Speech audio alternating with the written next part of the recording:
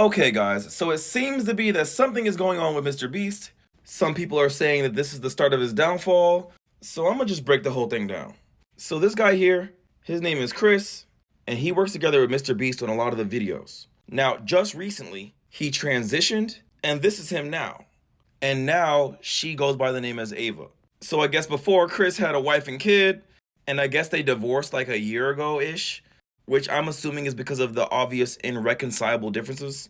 Either he wants to be with men now, or his wife just doesn't want to be with women. I don't know. I am a woman. Oh, shit. And the thing that was really keeping me for so long away from like who I truly am is how people would react.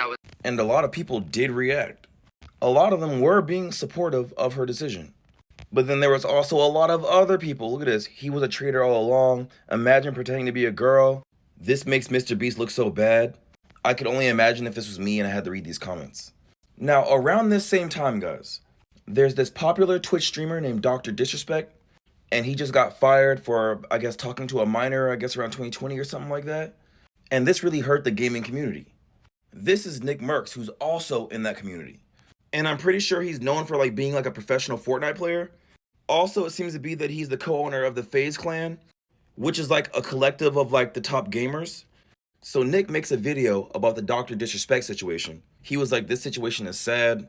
This was my friend, but like there's no excuses and there's no coming back from this. Chris, who is now called Ava, reposts it and says, me every time I post on Twitter. Nick responds and says, you should be ashamed of yourself leaving behind your wife and child to play pretend. One day you'll wake up and realize what you've done, which is crazy to say. Ava responds and says, you've got a habit of putting your garbage input in on a situation you have no knowledge of. Also, you and your friend, which I'm thinking is Dr. Disrespect, have other things that you should probably be discussing, instead of making up false claims about me, girly pop. Then guys, MrBeast himself get into this. Ava is literally always with her kid and doesn't even go on shoots to spend more time with him. Tuckman is always smiling, not sure why this rumor is a thing. Ava responds again and says they just want to villainize trans people. When they realize and accept that I am in his life, arguably more than most parents are able to be, they say I'll ruin him or far worse things. They don't actually care. They want to move the goalpost so they can go, see, trans people are bad. And then Ava posts herself with her kids as a response to the haters. Like, bro, I'm with my kid all the time. Now, you would think the situation would end here, guys. But it didn't, guys. Just the other day, new information came out. So it says here, Chris Tyson from MrBeast just got outed as a pedo. This basically just sent back the trans community 200 years back. We are never going to hear the end of it from transphobes. I really hope this kid is okay too, because holy fuck, man, this is disgusting and horrible. Bro. So I'm like, okay, where's the proof to these allegations? And someone posted screenshots. It says text from 2018 between me and Chris. I was 14, which would make him like 22. And in these texts, you can see him calling him like daddy, kissy emojis. I'm not sure why you'd be talking to a 13-year-old like that. That's kind of strange. Also, this came from an anonymous account, so I'm not sure how valid it is. Now, there's this person named LavaGS, and this is the name that's kind of ringing all over the internet. And Lava would sometimes help MrBeast make his videos. Lava, Pluto, assemble! Hi, how are you? I need you to make this 10 times harder. How hard do you want it, Jimmy? Hard. I'm not sure if these texts are Lava, but I look at the dates, and a lot of people believe that Lava was groomed by Chris, who was 13 at the time. You can see Chris say, guys, we are so close to our goal. Oh my God, one more Patreon and I'm releasing my nudes. Lava pledges $1. Chris says, but not $5. Pathetic JK with the kissy emoji. Lava says, check again with a winky emoji. Then Chris says, I posted some fire nudes for you. Please don't share. Which is like, what the fuck? Now, I didn't see anything online about nudes getting released, so I don't know how serious this was. I've learned that it was common for Chris to make like edgy comments, but this doesn't help your case. And I guess they actually met up. It says here, I drove from West Virginia to North Carolina. I'm sitting in a camper in the woods right now. And I guess this is Lava meeting up with Chris in person. So at this point, people are like, what the fuck, you meeting up with this kid? And it doesn't stop there. There's this other thing. Keemstar also made a tweet saying Chris Tyson supported the cartoon Child P artist Shadman that drew my daughter at age 8 in a actual manner This is a known fact. Privately, me and Chris Tyson even had a conversation about this roughly a month ago, as it still upsets me. This is not misinformation. This is a fact. Shadman, who's known as the most unhinged online artist, he would, like, of course, make other arts of stuff, but then he started making crazy shit. Like, if you could just look at his picture and get what I'm saying, yeah, he made that happen in a whole, like, comic, I believe, or just made art like that. And back in the Discord, he even shares the website. Not only that, there's a video from the past where, like, Chris has, like, some of Shadman's work on the wall, which you can see right there. Another problem is that this edgy comment, nothing gets my knob a cranking like lolly. And lolly means like a young female character that looks cute. But what happens is they'll make like corn with it or like perverted scenes with them. And sometimes in anime, they'll say, well, it's okay because the girl's not actually 7 or 9. She's actually 200 years old, so it's okay now type shit. It originated in Japan. There's even a movie called Lolita. And it says here, the classic tale of a man's inappropriate obsession with a beautiful young girl. As you can see here, which they're saying it's a little bit different for Japan, but as you can see, they're kind of wearing a similar thing. Now, another thing that comes out, this doesn't support the pedo accusation, but I guess just the sole reason why some people don't like Chris. He made a video about Jeanette McCurdy, and in this video, he's talking about some things, and then he leaves a link that has Jeanette McCurdy's revenge corn. I'm not saying that was her boyfriend. It was someone else that released it, but he just released it again, which is fucked up. Now, with all this happening on the internet, Chris Tyler finally responds to the allegations. She said, I would like to respond for any of my past behavior or comments if it hurt or offended anyone. Seeing recent events, we've mutually decided it's best I permanently step away from all things MrBeast and social media to focus on my family and mental health. I want to add, I never groomed anyone. The person who gets brought up in these accusations, Lava GS, has vocally supported that they are false. Having said that, I humbly apologize to anyone I have hurt with my unacceptable social media posts, past actions, and to those who may feel betrayed by how I used to act online. To lump these two factors together to create a narrative that my behavior extended beyond bad edgy jokes is disgusting and did not happen. In the past years, I have learned that my old humor is not acceptable. I cannot change who I was, but I can continue to work on myself. I don't want these accusations to impact the hundreds of people who work at MrBeast, which is why I have stepped away. Like, and see, I'm aware of YouTubers, especially all the OG YouTubers, they made crazy edgy jokes. And see, I think there's edgy jokes, and then what I've been reading today is like it kind of jumped off the cliff a little, basically. I have been looking online, and there isn't actually any concrete evidence that he was actually having like an actual relationship with the kid. It's just these edgy comments. But the Shademan shit, there's kind of like no denying that you're literally buying his fucking corn of kids with their mothers or whatever was in that picture. I'm pretty sure that's what it was. Whoa, yep, the comments say no. Everyone's saying no. There's no recovery from this. Whoa. Now, even Lava, the person that people are considering as the victim, he said these videos are massive lies and twisting the truth. See, because a lot of YouTubers made videos about this. Ava never did anything wrong and just made a few edgy jokes. I was never exploited or taken advantage of.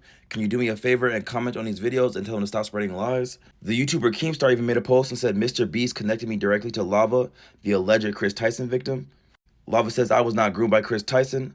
Lava said, I did not meet Chris Tyson by myself. I met Chris and MrBeast's crew with my family present. Which does kind of make it better, because if your mom and dad was there with the whole MrBeast crew, it made it seem like it was just you and Chris. But I can see now everyone was together. That doesn't seem like a big deal to me. But how fucking Chris Tyson was talking to you was still kind of inappropriate. Let's be real. But there's still probably things that we don't know. And some people believe that a victim is always going to defend the person that groomed them because they're not really aware of what's happening to them. And that's valid. We don't really have like nothing concrete that something was happening between them. With all this happening, MrBeast was like still yet to respond. Some people started coming out saying MrBeast knew the whole time. So they just like ready to cancel MrBeast too, like the whole thing all together. Then one of MrBeast's old employees came out with this video.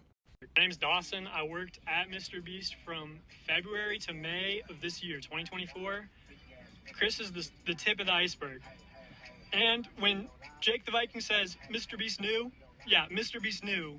I heard many times that Ava, Chris Tyson, is a major liability, but they can't get rid of her because she's already threatened legal action and she knows too much. And when all this information comes out about everything that she knew, everything other people know, I promise you on everything MrBeast has done. Amazon, If you can get your money back, get your money back. Oh my God. There's just some people coming out with stuff like, I thought MrBeast was like uncancelable. I thought he just like, there's nothing that could happen, but it looks like, I don't know, guys, if stuff keeps coming out, I'll make more videos, but like stuff keeps coming out. Now let's go back to this, right? See this? Jake the Viking. Now you're wondering who that is. Jake the Viking would be in MrBeast's video, so I'm guessing he's part of the team. And a while back, he left MrBeast's team. So him saying this is kind of like a huge red flag. It gives people a valid reason to believe that something's up or something's weird over here. Now, guys, after all this time, bro, just recently, like the other day, MrBeast responds to this whole situation. Over the last few days, I've become aware of the serious allegations of Ava Tyson's behavior online, and I am disgusted and opposed to such unacceptable acts. During that time, I have been focused on hiring an independent third party to conduct a thorough investigation to ensure I have all the facts. That said, I've seen enough online and taken immediate action to remove Ava from the company, my channel, and any association with MrBeast. I do not condone or support any of the inappropriate actions. I will allow the independent investigators the necessary time to conduct a comprehensive investigation, and I will take any further actions based on their findings. Oh my God, this is crazy. Like, I'm telling you, bro, like, this was the last place that I would expect some kind of allegations to happen over here. Now, remember this video? That, I'm pretty sure, is MrBeast right there, right? And you can see him looking at the picture. So because of this, some people believe that Jimmy knew the whole time. And this got the whole internet in a stir. Now, I thought it would end here, but then another person came out, and this person's name is Muskina. And it says, I was actually assaulted by Ava Tyson, and here's my story. Oh my God. It just keeps going. Now, guys, I read the whole thing. I'm telling you right now, I'm not doing it right now. I read the whole thing. You can go read it yourself. It's going to take you like 2 hours to go through all of it. So we'll start here. Read the description. Shit poster having mild relapse. Opinions are all fake and made up. Go fuck yourself. Something. So, okay, so when people saw this, it was like, is this legit? We don't know. All right. But like sometimes we like to trust victims and just believe them or just, what I'm saying? Give them the benefit of the doubt. I read the whole thing, so I'm going to sum it up to you. She starts it off with saying that basically Chris and her were talking. I guess she hit him up, whatever. They were talking, whatever. She told Chris, hey, if you ever need some workers, I'm down. I have a lot of experience. Chris says, I'll keep you in mind because we always have people that, we could use in videos. So I wouldn't be surprised if I'm sure we could probably get you in there. They got really acquainted, and like they would be like on Snapchat or whatever messenger app they was on. Their conversations always went to the direction of affectionate and sexual, whatever. From what I was reading, it sounded like a situationship. It says here, our relationship was very confusing to me, and I didn't realize I was being coerced at the time. Which was kind of interesting because Chris didn't reach out to her to get her a job. She asked for the job. So like, it doesn't look like Chris is using the job to get her to like do sexual things. She said while she was under the impression that he was going to get her in a MrBeast video, he would ask her for actual acts. And she said she felt like she had to do it to get the job. She said their conversations was often affectionate and actual. And during this situationship, she said that Chris flew her out there and she was still under the impression that she was going to get on a video with MrBeast. Muskina slept in Ava's bedroom or Chris, whatever. I don't know which one he was or her at this time. They started cuddling and kissing. And then she took her clothes off and asked for oral. She says, I went down on her expecting to engage in it, and that it would be reciprocated. But she didn't return any actual favors. And then it says one day she was going down on Ava. MrBeast, Jimmy calls. She says from this phone call, she finds out that Ava is not actually able to cast her in the MrBeast video. So then she asks Ava to buy her a ticket to go home. She says leaving Ava's house was incredibly difficult to process emotionally after that week. When I got home, I spent the rest of the night crying uncontrollably without fully understanding what happened to me. Which, guys, when I read this, it's just like, so you left him after you found out you weren't getting in the MrBeast video. You fucked him to get in the MrBeast video. You asked him for the job and he said he could possibly get you in. And then it turns out she wanted a romantic relationship with you and you never said no to any of her advances. And now you're saying you got coerced or it was like a power dynamic that made you do it. The problem with this is like, let's say I'm a celebrity and I talk to anybody. If I say, hey, what's up? Let's hook up. And they say yes. And then when they don't get like my money or I don't put them on the show, now they're upset and then now they're coerced. I just think that's kind of crazy. Bear with me here. That is kind of crazy. I don't know, man, unless I'm reading it wrong, right? So this is where I'm kind of getting confused. After that, she says they remained in contact, but it wasn't the same level of attention or affection. This was the first time we went through a cycle of her love bombing, using me, falling for someone else, treating me like I'm an annoying, jealous ex, and then coming back when things didn't work out. So see, this is why I call it a situationship.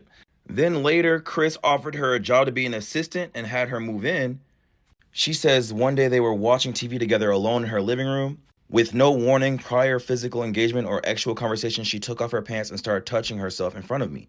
I had just moved in with Ava and left my job to come work with her as her assistant. In no way, shape, or form did I feel like I could say no without somehow risking my job or being asked to leave. She used that against me in order to receive non-consensual oral X. Now, when I read this, I'm confused, and maybe I got the dates weird. The no warning, no prior physical engagement or whatever, or actual conversation, it just above this, she said it was all an actual conversation. It was all X-rated up there. They was talking like that. I wouldn't be surprised if they looked like they had a thing.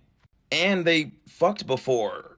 So when I'm reading this, I'm like, well, I'm guessing that Ava thought y'all still was a thing. Maybe you didn't. I don't know, because she don't have text saying that that she said, I don't want to talk no more.